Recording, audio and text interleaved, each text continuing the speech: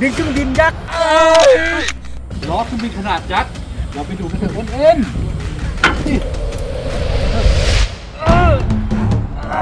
โอ้ยไม่ได้หรอกครับทุกคนเครื่องบินหนักมากเราจะมาดึงใกล้กว่าเดิมนะครับมาดูกันว่าเครื่องบินมันจะเคลื่อนไหม